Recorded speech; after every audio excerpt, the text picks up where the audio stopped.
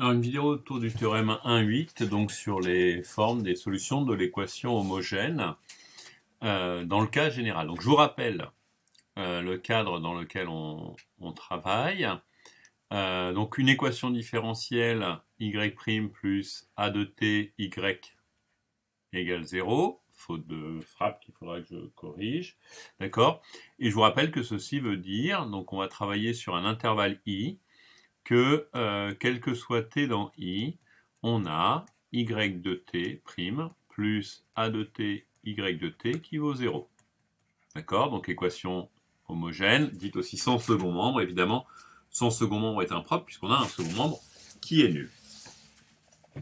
La fonction a, elle, est continue sur i, un intervalle à valeur dans R. D'accord? Donc éventuellement, on travaillera sur plusieurs intervalles, on verra que le calcul est même, mais là, comme ça, comment on va procéder? Alors, première chose à regarder, c'est que si je pose la fonction g, par exemple, qui à t va associer exponentielle de moins une primitive de a de u du, d'accord? Une primitive, je vous rappelle, c'est à une constante près. Donc voilà, je peux donner ici une valeur qui sera dans l'intervalle i, d'accord? Mais vous voyez que la difficulté, c'est que ne connaissant pas l'intervalle i, si je travaille sur plusieurs intervalles i, il faudrait que je donne plusieurs valeurs. Donc G', théorème fondamental, l'exponentielle est évidemment de classe C infinie, l'intégrale, l'application qui à t associe l'intégrale de a de u du est dérivable, puisque a est continu, ça c'est le théorème fondamental, d'accord? Donc cette application-là est dérivable, et sa dérivée vaut a de t. Enfin, voilà. Donc théorème de dérivation des fonctions composées, g est dérivable, et sa dérivée vaut moins a de t, exponentielle de moins la même primitive de a de u du.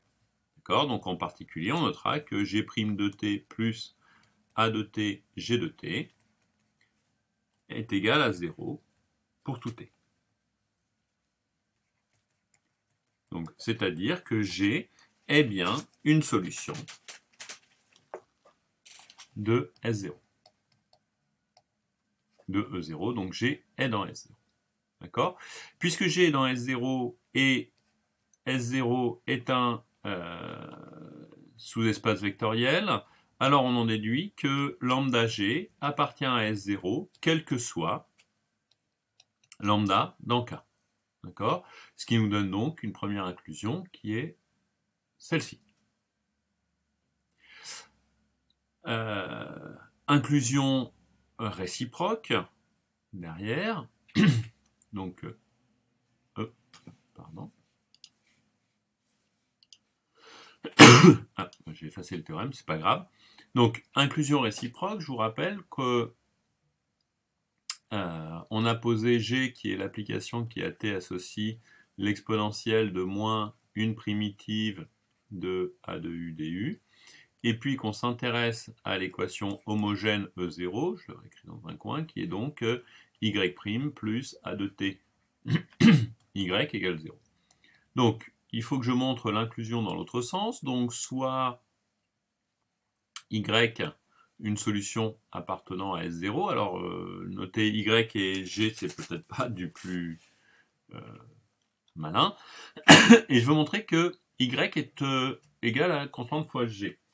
Alors, je vais faire la même chose que dans la proposition 1,6, et c'est-à-dire qu'on va s'intéresser à la fonction f, qui à t va associer y de t sur g de t, c'est-à-dire finalement la fonction y de t exponentielle de une primitive de a de u du. Bien sûr, j'ai le droit de faire ça puisque g ne s'annule pas, puisque c'est une exponentielle. F en tant que produit d'application dérivable et dérivable, et on a f' de t qui est égal à y' de t l'exponentielle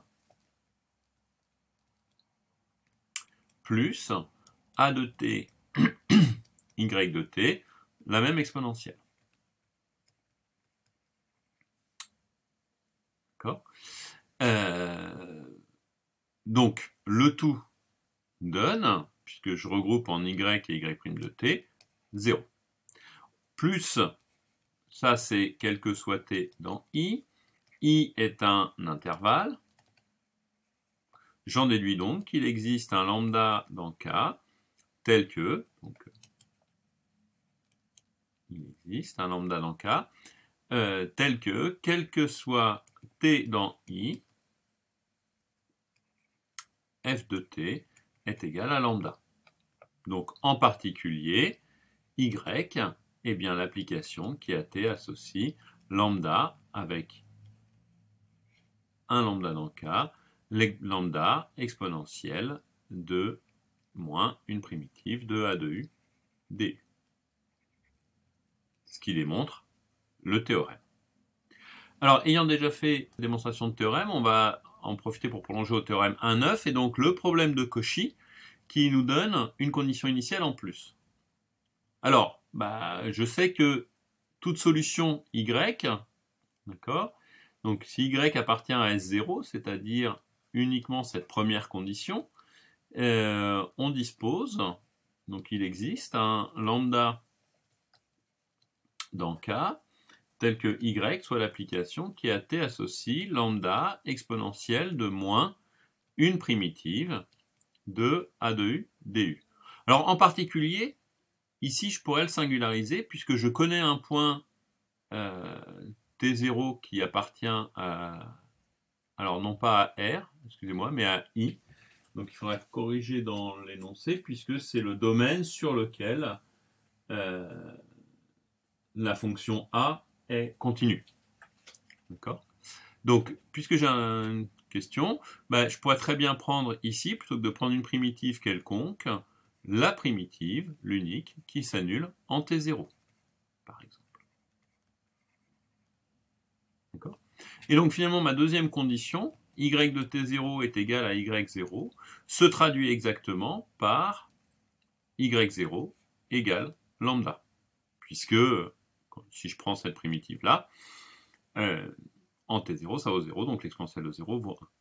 D'accord ? Et donc, premièrement, j'ai une solution, si je pose lambda égale y0. Deuxièmement, je n'en ai qu'une seule, qui est y0 exponentielle de moins l'intégrale de t0 à t de a de u du, qui est donc l'unique solution sur i du théorème 1,9.